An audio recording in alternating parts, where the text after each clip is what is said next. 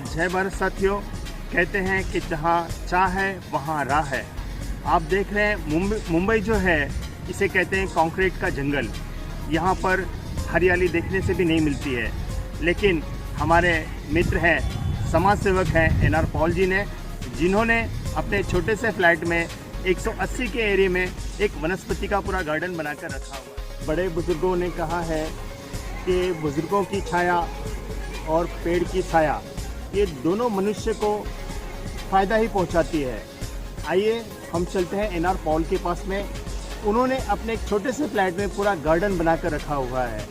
हम वहां पर चल के देखेंगे कि उन्होंने किस तरह से एक छोटे से एरिया में, एक छोटी सी जगह में पूरा वनस्पति को पैदा किया है। वहाँ पर उन्होंने, कहते हैं ना कि जिसके पास चाह है उसके पास राह है। अगर इंसान दिल में सोच ले कि मुझे कुछ करना है तो उसके लिए कोई भी बाधाएं मायने नहीं रखती। पेड़ लगाओ, देश बचाओ। पेड़ लगाओ, पर्यावरण बचाओ। हमें भी अपने जीवन में एक पेड़, एक पौधा ज़रूरत है लगाने की, क्योंकि हम तो चले जाएंगे इस दुनिया में, लेकिन ये पेड़ पौधे हमारे बच्चों को ऑक्सीजन देते रहेंगे। इसी सोच के साथ हम बात करेंगे एनआर पॉल से।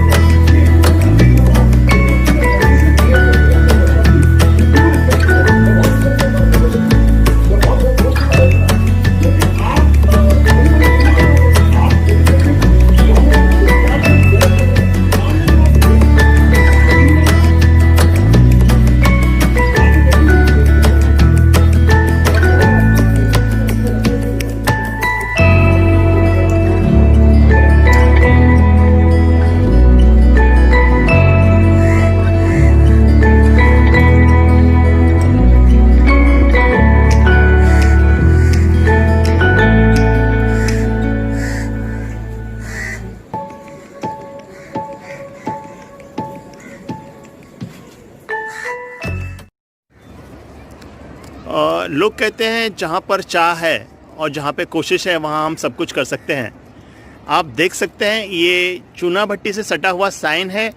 यहाँ हेरिटेज बिल्डिंग के 7वें माले के ऊपर मेन टावर पे हम खड़े हैं यहाँ पर, और जिस तरह से आप देख रहे हैं ये पूरा एक बागीचा, एक पूरा गार्डन तैयार किया है पॉल जी ने। पॉल जी, ये जो आपने पूरा गार्डन खड़ा किया है, क्या सोसाइटी वालों को इससे कोई ऑब्जेक्शन नहीं है? नहीं, उनको कोई ऐसा ऑब्जेक्शन नहीं है, क्योंकि ये पेड़ पौधे मेरे नहीं है ना, ये लोगों के लिए ये चीज़ है। खाली मेरा एक शौक है, ये ऐसा होना चाहिए, हर जगह होना चाहिए। अच्छा, मत कहने का मतलब है कि इससे जो ऑक्सीजन लेंगे वो पूरी बिल्डिंग को फायदा देगा। बिल्डिंग आसपास भी उसका असर, एक आधा किलोमीटर तक उसका असर पड़ेगा ना। अगर जब पेड़ पौधे रहेगा तो खाली मुझे थोड़ी है इसका असर। मैं थोड़ी इतना चीज़ का मैं ऑक्सीजन लूँगा, मुझे तो 2-4 छोटे पौधों की ज़रूरत है, लेकिन मैंने कम से कम 200-250 पौधे लगाए यहाँ पर। पॉल जी, एक सवाल ये भी था मन में कि आजकल लोग इतने व्यस्त रहते हैं अपनी ज़िंदगी में, इतने मशरूफ़ रहते हैं, इतने बिज़ी रहते हैं कि वो इस पर्यावरण की तरफ देख ही नहीं पाते हैं। लेकिन आपने इतना जो कुछ किया है, कहीं ना कहीं से ये सीख आपने किससे ली है, वो जानकारी चाहिए थी मुझे। मैंने देखा कि अक्सर हम लोग टीवी चैनल या ज्योग्राफी के चैनल में देखते हैं, जंगल काट दिया, जानवर रोड पे आ गए, इंसान जानवर को मारने लग गए। और सब मुझे भी ऐसा लगा कि हमारे अंदर भी सब जंगल कट रहे, धीरे धीरे धीरे हमारे अंदर जो क्या बोलते हैं उसके अंदर जो मैग्नेट जो चाहिए बॉडी के अंदर वो तो ख़त्म हो रहा है, लोग बीमार हो रहे हैं। तो मैं सोचा ऐसे पौधे लगाएंगे। मैंने और भी एक जगह पे छोटा गार्डन भी बनाया है, मैं उसका फ़ोटो भी देता हूँ। अपने पैसे खर्चे पे मैंने बनाया गार्डन भी। तो ऐसे एक शौक़ है, अगर मेरे सबको अगर शौक़ हो गया तो मैं समझता हूँ कि दुनिया में कोई बीमार नहीं पड़ेगा। नमस्कार। मुझे ज़रा से आप बताएंगे ये जो आपने यहाँ पर जो छोटा सा एक गार्डन बना के रखा है, यहाँ के पेड़ पौधों के बारे में, ये जो हरियाली नज़र आ रही है, यहाँ पर एक कुदरत का एक नज़ारा देखने मिल रहा है, इसके बारे में आप थोड़ा सा समझाएंगे मुझे? ऐसा है कि बचपन से एक सपना था कि झाड़ होना चाहिए, पेड़ होना चाहिए। अभी हम लोग देखते हैं हाल ही पे पूरे दुनिया में ऑक्सीजन का कमी हो गया, लोग सांस नहीं ले सकते। अभी मेन अगर झाड़ जंगल होता तो कोरोना की वजह से भी अगर पेड़ होता तो भी लोग मतलब बीमारी कम हो सकता था। तो मेरे पास देखो ये पेड़ है, ये देखो ये देख सकते हैं, ये डायबिटीज़ का है। अगर कोई पेशेंट डायबिटिक है, अभी हम लोग क्या करते हैं, इंग्लिश मेडिसिन खाते हैं लोग। अगर उसमें कुछ भी नहीं है, सादा पत्ता है, अगर दिन में अगर 2-3 पत्ता खाएगा आपका डायबिटीज़ एकदम कंट्रोल में रहेगा। अगर आप 70 साल जीने वाला 80 साल भी जी सकता है। ये करी लीव है जिसको अपन कड़ी पत्ता बोलते हैं, इसमें कोई दवा नहीं है। अगर हमारा घर पे जो आता है उसमें दवा ववा मार के आता है। इसमें हम लोग ज़्यादा से ज़्यादा कड़ी पत्ता करी में वापरते हैं, साउथ इंडियन में ज़्यादा वापरते हैं। इसमें इम्यूनिटी पावर भी बढ़ता है इसमें। और वो देखो हड्डी का झाड़ है। अगर पहले ज़माने में राजा महाराजा लोग जब गिरते थे तो इसका लेप लगा के लगाता था, जो जिससे हड्डी एकदम मजबूत हो जाता है। इसका भी जो मिर्ची का झाड़ है, बारिश का टाइम क्या है, पूरा मिर्ची अभी गिर गया, चूहा का भी तकलीफ है यहाँ पर। मेरे पपाया है, पपाया मैं इसके लिए पालता हूँ कि पिछले 2-3 साल पहले डेंगू हो गया था, तो मेरे दोस्त लोगों को, बहुत लोगों को, तो मैं पपाया का पत्ता देता हूँ, उससे उसकी इम्यूनिटी पावर बढ़ जाता है। हाँ, जैसे कि पिछले साल हमने देखा था कि डेंगू के जो मरीज थे ये पपैये का पत्ता पीसकर पी रहे थे। ये और ये कहीं उपलब्ध भी नहीं हो रहा था, लोग काफी परेशान थे पपैये के पत्ते के पीछे। तो फिर मैंने सोचा पपैये का झाड़ उगाएगा, तो इसमें मैंने इंडियन और थाईलैंड है। इंडियन लंबा होता है, थाईलैंड छोटा रहता है। मैंगो ट्री थाईलैंड का मैंगो ट्री है। और ये इसके पीछे काला मिर्च है, डालिम है। देखो डालिम आ रहा है यहाँ पर, बारिश की वजह से गिरना चालू है। इसके पीछे नींबू का झाड़ है, नींबू का झाड़ है इसके पीछे।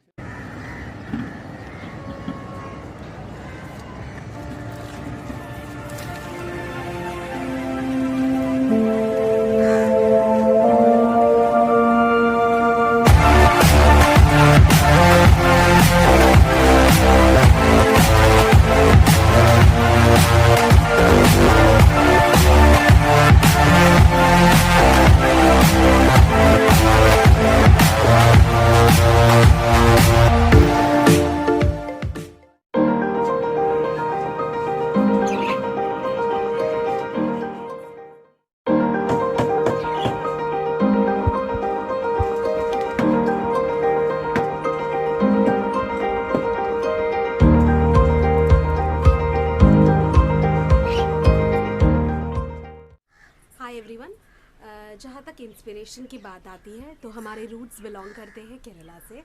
हालांकि मेरे जो परिवार है हम यहीं बॉर्न एंड बॉट अप है, लेकिन हम गॉड्स ओन कंट्री से आते हैं। तो हमारा प्रयास यही रहा है कि हम इसको मिनी केरला बनाएं। तो जहाँ तक आप देख सकते हैं यहाँ पर जितने भी पौधे हैं, पेड़ पौधे, तो इसे हम लाए हैं केरला से। तो 4-5 इयर्स हो गए, अब ये थोड़े बड़े हो गए।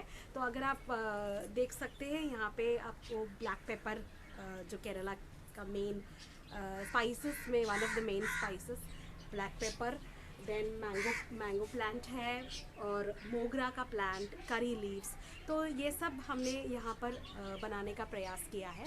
एंड जहाँ जिस एनवायरनमेंट, और दूसरी बात ये है कि जिस एनवायरनमेंट में हम रहते हैं वो पॉल्यूटेड है। हम तीनों को बाहर कामकाज के लिए जाने पड़ते हैं। तो जब इस पॉल्यूटेड एनवायरनमेंट से हम गुज़रते हैं और फिर घर आने के बाद एक पीसफुल एनवायरनमेंट देखना बहुत अच्छा लगता है। और गो ग्रीन का नारा तो सभी लोग लगाते ही है। तो यही कोशिश की है कि इसे हम एक मिनी केरला बनाएं।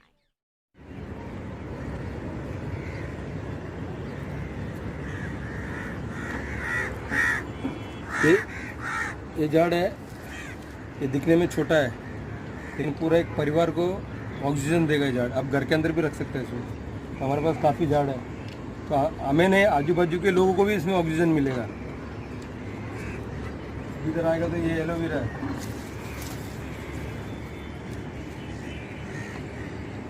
एलोवेरा आप देखा रहेगा, बाबा रामदेव हमेशा बोलते हैं एलोवेरा बड़ा एलोवेरा। इससे क्या होता है, एलोवेरा से काफ़ी फ़ायदा है आपको इसमें। अभी कोरोना का टाइम भी आप उसको चाय के अंदर भी डाल के, ये इसके अंदर का जेल होता है, ये जेल है।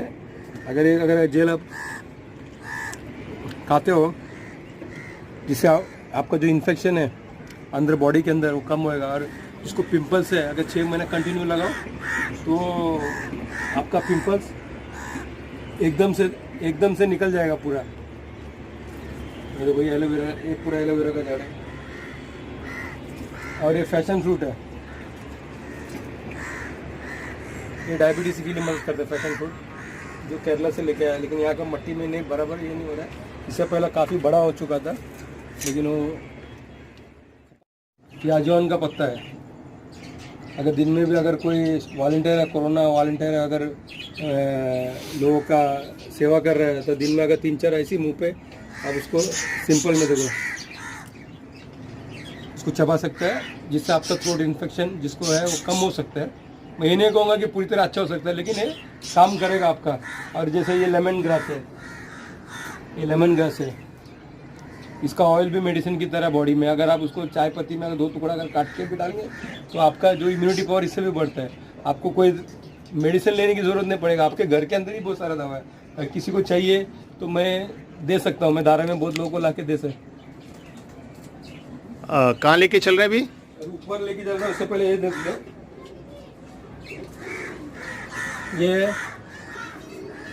ये पत्ता अगर किडनी में पथरी होता है तो बहुत सारे डॉक्टर लोग 80,000 1 लाख रुपये ऑपरेशन के लेते हैं।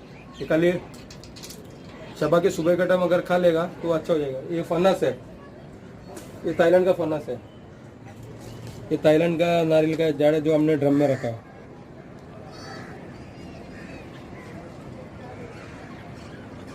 ये छोटा मौसम्बी का झाड़ है,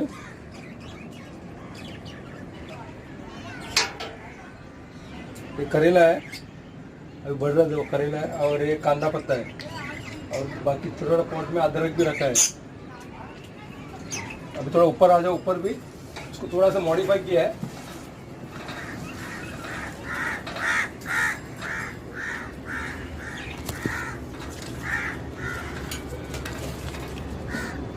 ये तोंदली का झाड़ है, इसके पीछे देखो तोंदली का झाड़ है, पूरा फूल आ रहा है, देखो इसमें, देखा? यहाँ से मारो।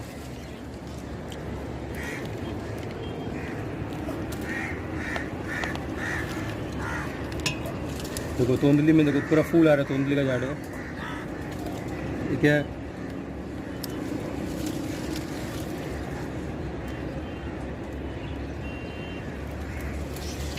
ये आपूसाम का झाड़ है।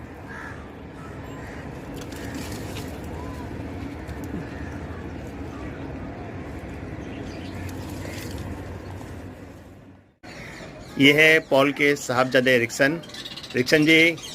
जैसे हम देख रहे हैं कि आपके डैडी ने और आपकी माताजी ने काफ़ी मेहनत की है इस गार्डन को बनाने में, तो आपका क्या योगदान है ये जानना चाहता हूँ। पहले तो मैं अपने पेरेंट्स का बहुत बड़ा शुक्रगुजार हूँ कि उन्होंने इतना सारा मुझे सुविधा दिया। इतना सारा मुझे सुविधा और बहुत सारा कुछ, मीन्स मुझे ऐसा लगा नहीं कि मैं अकेला हूँ करके। कुछ ना कुछ तो मनोरंजन होते ही रहता है मेरे घर पे। अभी जैसे कि आप यहाँ पर देख सकते हो, ये टैंक है, ये पूरा मैंने ही सेटअप किया है, बिल्ड किया है, और ये बनाया भी मैंने। एक फिश टैंक है, ये मेरे पेट्स है। और आपको दूसरा चीज़ बताता हूँ, वो एक है लव बर्ड्स है, ये भी मेरे बच्चे, इनको भी मैं पाला हूँ। हाय, ज़्यादातर जो गार्डनिंग का वगैरह काम है वो सब डैडी संभालते हैं। जो रुचि वगैरह है वो गार्डनिंग का, वो डैडी को ही है। मेरी जो रुचि है वो है ये इन जीव जंतुओं को पालने की है, इन बेजुबान जीव जंतुओं को पालने की मेरी जो रुचि है। आप देख सकते हैं यहाँ पर बहुत सारी वैरायटी के फिशेस है। ये है गोल्ड फिश है, ये शार्क है, ये शुभंकिंग है, ये मोनो एंजल है, फिर कोई है मेरे पास। ऐसे कई वैरायटी के फिशेस है जो मुझे शौक है पालने की। जैसा कि हम लोग जानते हैं कि ये जो कोरोना महामारी है ये सिर्फ भारत देश में नहीं पूरी दुनिया में फैली हुई है। डॉक्टर के पास इसका कोई भी इलाज नहीं है। डॉक्टर को कहना है सिर्फ अपना इम्यूनिटी पावर जो है उसको मजबूत करो, अंदर की शक्ति जो बदन की शक्ति है, जिस्म की शक्ति है, उसको सिर्फ मजबूत करो। इनके पास कोई दवा कोई इलाज नहीं है। ये कहाँ से हमारे अंदर के जो इम्यूनिटी शक्ति है वो कहाँ से तैयार होगी? ये पेड़ और इन पौधों से होगी, क्योंकि अगर हम पेड़ लगाएंगे तो ही हमें ऑक्सीजन मिलेगा, हमारे फेफड़े मजबूत होंगे, हमारा शरीर मजबूत होगा। अब वक्त आ गया है पॉल के इस मिशन में जुड़ने का। पॉल जी, हम आपसे वादा करते हैं कि हम आपके इस मिशन में जुड़ेंगे, खुद पेड़ लगाएंगे, औरों को भी कहेंगे कि पेड़ लगाओ देश बचाओ, पेड़ लगाओ जीवन बचाओ। धन्यवाद। हा सर्व कंटेंट आपल्याला पाहायला मिळणार आहे सत्यमेव जयते वार्ता या यूट्यूब चॅनलवर आणि लवकर सबस्क्राईब करा सत्यमेव जयते वार्ता आणि बेल आयकॉनवर क्लिक करायला विसरू नका।